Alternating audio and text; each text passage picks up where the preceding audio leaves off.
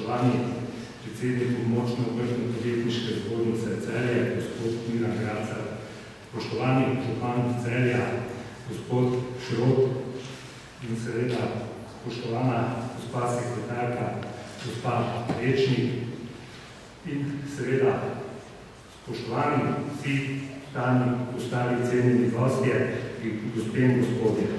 Dovolite, da vas pozdravim v imenu Obrtno-podjetniške zbornice Slovenije. Počaščen sem, da sem lahko nocoj tako eminentni družbi. V družbi ljudi, ki spoštujejo in razumejo obrt. Podjetništvo ter po svojih najboljših močeh delujejo njuno dobrobit. Davnega leta 1969 so se naši prihodniki iz 12 obrtniških združenj ter društva avtoprevoznikov vezali in ustanovili Zvezo Združenj samostojnih obrtnikov Slovenije. Med njimi je bilo tudi Združenje obrtnikov iz Celja, ki velja za predhodnico današnje Obrtno-podjetniške zbornice Celje. 45 let je visok jubilej, dokaz trdne povezanosti, obrtniške skrajnosti in močne volje.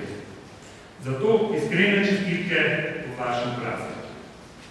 Glavni cilj obrtniškega povezovanja nekoč danes je ostal enak.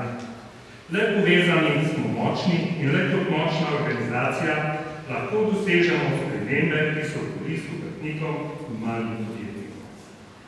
Ravno v tem letu obeležujemo 45-letnico obstoja, ko se znašli na velikih prelomnici. Nov obrtni zakon je v zakonu prostovoljno obliko organiziranosti, kar pomeni, da je naše delovanje in nadaljnji obstoj v veliki meri odvisen od pripadnosti članov.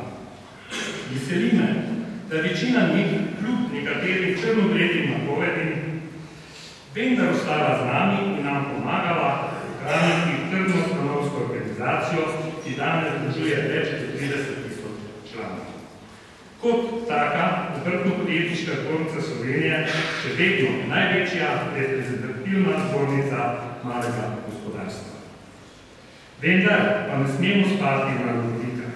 Pred nami je čas korenitih sprememb, ki jih že izvajamo in ki po mojem trdno prepričanju vodijo v pravo smer. Poleg zastopanja in zavzemanja za boljše pogoje poslovanja za malo gospodarstvo moramo sedaj iskati tudi tržne niše in nove priložnosti, ki bodo pritegnile nove člane tudi mlade podjetnike. Ne smemo dopustiti, da uničimo to, kar so naši predniki gradili več desetletij in s tem pod sabo pokopljeno celotno obrt in podjetništvo. Kot predsednik krovne organizacije in kot dolgoletni član zbornice tega preprosto ne bom dopustil. Prostovoljno članstvo ni nujno tako slabo, kot mislijo nekateri.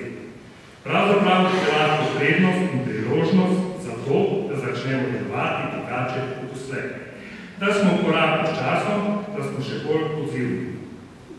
Fleksibilni in da našim članom ponudimo še dodatne ugodnosti. Med sedanjimi je tudi prenovljena kartica ugodnosti Mozaik podjetnik, ki je po novem tudi plačilna in omogoča plačevanje na 24 obrokov. Predvsem pa so nove razmere odlična priložnost, da se ponovno približamo članstvu in v tesnem sodelovanju z njimi iščemo rešitve.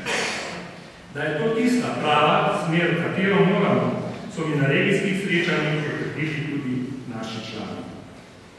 Da bo Obrtno-podjetniški zbornici ostal najboljši servis obrtnikom in malih podjetnikom, je naša skupna zaveza. Tako vodstva strokovnih služb in sekcij pri krovni organizaciji, kot tudi vseh 62 območnih zbornic. Dokažemo, da smo sposobni, da ohranimo našo organizacijo in jo pripeljemo na višjo raven. Ob tej priložnosti dovolite, da čestitam tudi vsem današnjim dobitnikom priznanj. Hvala lepa in srečno.